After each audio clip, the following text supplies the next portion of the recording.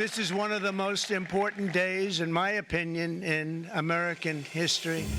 It's our declaration of economic Es uno de los días más importantes de la historia de Estados Unidos. Esto es lo que dice Donald Trump, que ya ha anunciado su guerra mundial de aranceles. Estamos ante un gran golpe al comercio bajo el pretexto de la Casa Blanca de hacer a América rica de nuevo. Y aquí me surge una pregunta que voy a intentar contestar en este episodio, que vamos a intentar contestar. ¿Estamos ante la guerra comercial más estúpida de la historia? Esa es la pregunta. Soy Javier Atard y hoy es viernes, es 4 de abril. El Mundo al Día, un podcast del Mundo.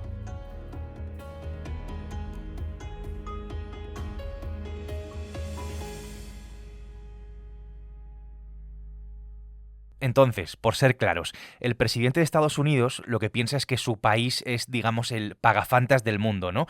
Que sus aliados se aprovechan de Estados Unidos y que básicamente son unos gorrones.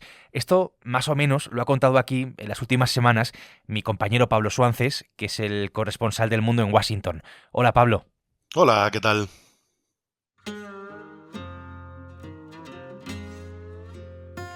In a few moments, I will sign a historic executive order instituting reciprocal tariffs on countries throughout the world. Donald Trump habla, Pablo, del Día de la Independencia Económica de Estados Unidos, del Día de la Liberación, incluso en esos términos, con una puesta en escena que no sé muy bien cómo calificar en el Jardín de las Rosas de la Casa Blanca, rodeado, además, y entre otros, de trabajadores del automóvil y de la industria del metal de Estados Unidos, con sus cascos puestos, incluso. Ahí, precisamente, es donde anunció esa batería de aranceles absolutamente sin precedentes, sin distinción, además, entre países más amigos y menos, entre aliados y enemigos de Estados Unidos, y a prácticamente todos los productos que se nos puedan ocurrir. Todo esto, Pablo, supone un antes y un después para el comercio mundial. Algo así, declarar una guerra comercial al planeta entero.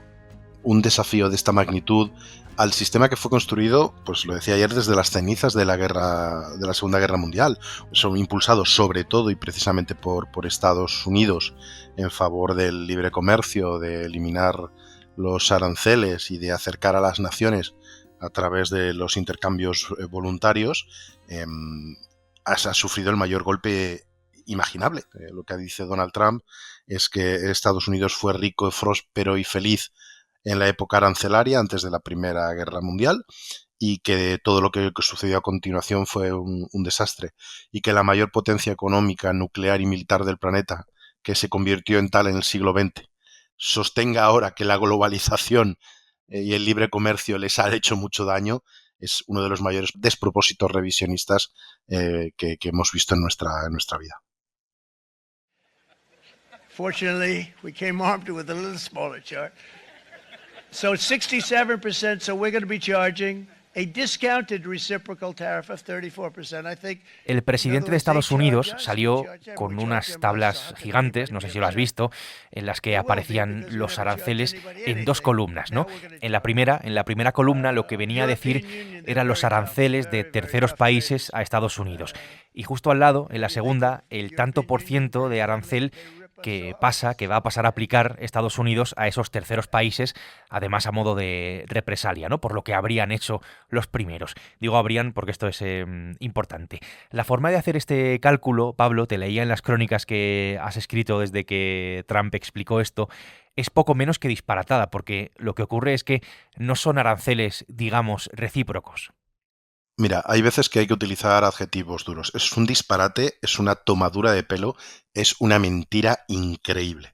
Cuando Donald Trump saca estas, vamos a llamarlas tablas de la ley, en referencia casi bíblica de la nada, dice que el gobierno de Estados Unidos ha calculado las trabas administrativas o lo que él llama generalmente los aranceles que les está poniendo un país concreto, puede ser China, puede ser Japón o un bloque comercial como la Unión Europea.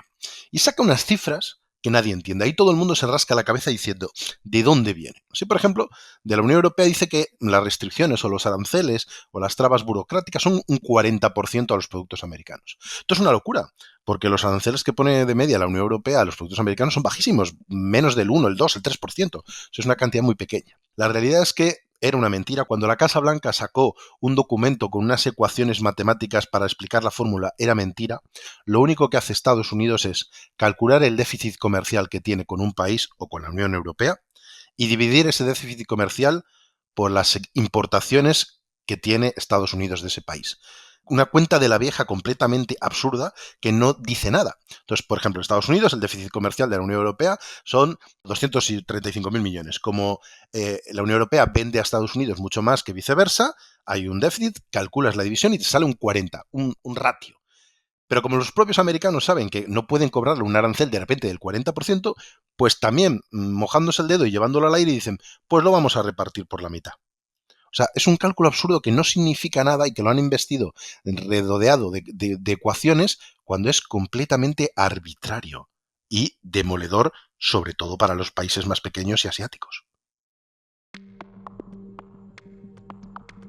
El déficit comercial, en estos términos económicos, se da cuando se importan más productos de los que se exportan. Y ahí está una de las claves, ¿no?, del cálculo que hace la Casa Blanca, de lo que utiliza, ¿no?, para hacer ese cálculo de esos supuestos aranceles recíprocos. Con esta guerra comercial de aranceles, vender en Estados Unidos va a ser, por tanto, más caro, ¿no?, para países terceros. Un 10% como base para todo el planeta. Y a partir de ahí vamos sumando un 20% para la Unión Europea, a la que Trump acusa directamente de timar a Estados Unidos. Un 24%, por ejemplo, para Japón, un 25% para la India, un 34% a China, a lo que hay que sumar otro 20%, o sea, un 54% para China, y un 46% y un 49% a países como Vietnam o Camboya. Estos ejemplos me llevan, Pablo, a decir que Asia es la gran perjudicada, ¿no?, de todo esto. Cuando ellos analizan el déficit comercial, es decir, la diferencia entre las exportaciones e importaciones de un país, su cosmovisión es completamente absurda, porque Trump viene a decir que cualquier país que tenga un déficit comercial con Estados Unidos le está estafando. Tú no puedes tener un equilibrio comercial con todo el mundo. Forzosamente hay algunos países a los que les tienes que comprar más y a otros a los que les tienes que vender más. Es imposible que Estados Unidos, que es la primera potencia económica del mundo y que tiene 300 millones de habitantes, no le compre más productos a una economía pequeña que viceversa. Vietnam no puede comprarle la misma cantidad de productos que le vende Estados Unidos. Es completamente absurdo. Segundo, es absurdo porque hacen otra trampa todavía al solitario. Estados Unidos solo tiene en cuenta los bienes, no los servicios. O sea, los productos físicos que compra, no el resultado de sus empresas tecnológicas, por ejemplo. Y eso es absurdo. Claro que Estados Unidos tiene déficit comercial con muchos países en bienes, pero tiene un superávit brutal con sus servicios, y eso los dejan fuera del cálculo. Entonces, es imposible que los países asiáticos más pequeños que están produciendo para empresas americanas, lo estamos viendo en las bolsas de la reacción que está teniendo Nike, por ejemplo, con unos desplomes descomunales porque tienen a cientos de miles de empleados en Vietnam y producen en Vietnam, y ahora de repente se pueden encontrar un arancel del 50%. O sea que desde el inicio todo está mal y no tiene ningún sentido. Es como si tú vas a comprar al supermercado, haces la compra tú en España en un supermercado y dices que el supermercado, la cadena de supermercados tiene un déficit comercial contigo porque a ti no te está comprando productos. O sea, es un disparate. Y luego, en esas grandes tablas que sacó Trump, no están todos los países del mundo. Esto es importante que lo recalquemos y que lo recordemos. Hay algunas ausencias tan llamativas como, por ejemplo, es la de Rusia. Estados Unidos le pone aranceles a todos sus aliados, le pone a sus amigos, le pone a sus socios comerciales, se los pone a Ucrania, se los pone a Moldavia, pero en las listas están fuera Rusia y Bielorrusia. La excusa indirecta es que hay sanciones económicas ya, pero incluso con esas, el comercio, aunque sea muy pequeño todavía, Estados Unidos y Rusia tienen comercio, y la cantidad que mueven, aunque sean pocos miles de millones, es superior a la de muchísimos de los países que sí que han recibido aranceles en este mal llamado Día de la Liberación o de la Independencia Económica de Estados Unidos. Millions of citizens will face higher grocery bills, medication will cost more, as well as transportation. La Unión Europea es una de las grandes perjudicadas de todo esto. La presidenta de la Comisión, que es Ursula von der Leyen, avisa de que el caos de los aranceles va a encarecer comida, transporte y medicamentos. Y esto me lleva a una cuestión bastante importante, ¿no?, que son las consecuencias de todo esto. Pedro Sánchez, el presidente del gobierno, se ha apresurado en anunciar un plan contra esto.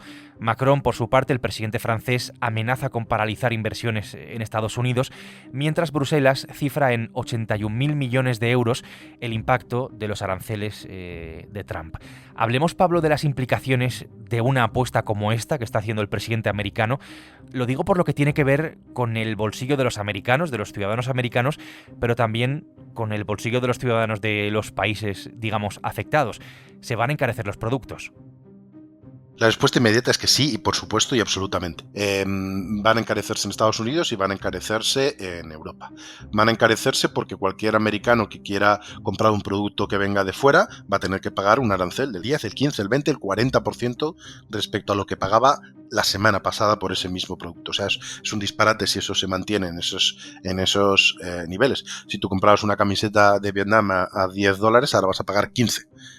O sea que ahí hay un primer efecto. Segundo, lo más normal es que los países europeos y los asiáticos respondan, muchos de ellos, con aranceles de vuelta. Así que cualquier producto que quiera vender Estados Unidos a Europa va a ser también más caro, los márgenes van a ser más pequeños y eso va a provocar un efecto en la economía americana.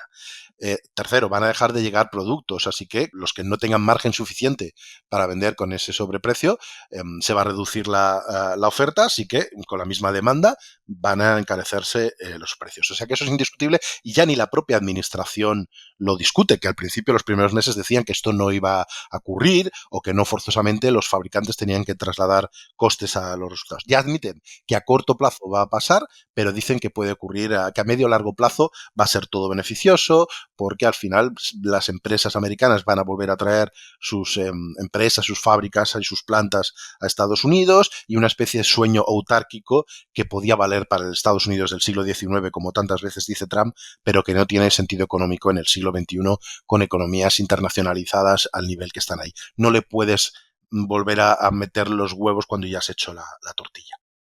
Y si miramos, Pablo, digamos, a las grandes cifras de la economía, ¿qué implicaciones tiene todo esto? Porque, por ejemplo, en los mercados, en las bolsas americanas, se ha desatado un cierto pánico. Está ahí el riesgo de inflación que acabas de explicar, pero ¿puede Estados Unidos ir a una recesión? Lo que no sabemos es lo que va a ocurrir a continuación. Es decir, el efecto inmediato de las políticas arancelarias debería ser que el dólar saliera reforzado y, sin embargo, el dólar en la mañana posterior a las aranceles se está depreciando. Se está depreciando porque los mercados lo ven muy mal. Las bolsas están cayendo en todas partes. Ha caído Wall Street en el inicio brutalmente y las bolsas asiáticas se están despeñando. Esto inevitablemente está afectando también a los índices de confianza y puede afectar a los índices manufactureros, lo que hipotéticamente a medio plazo puede llevar a una contracción de la economía, a una posible recesión, a una posible estanflación en que los precios, la inflación vuelva a estar alta con un crecimiento negativo o muy bajo. O sea, lo que llamó el Wall Street Journal la guerra comercial más estúpida de la historia, un daño autoinfligido a la economía mundial de consecuencias difíciles de calcular y prever, porque todo puede suponer una marcha atrás o un matiz, pero sin duda muy dolorosas, con una destrucción de riqueza, una incertidumbre y un efecto sobre el empleo que se va a notar muy rápido. Yo diría que poco más se puede añadir, la verdad. Todo esto, Pablo, te hago la última pregunta. ¿Cuándo entra en vigor? Hablemos de los plazos, porque se habla de los días 5 de abril, mañana, y 9 de abril. No sé si esto da un poco de margen o si está en la voluntad de la Casa Blanca para negociar esos aranceles, por ejemplo.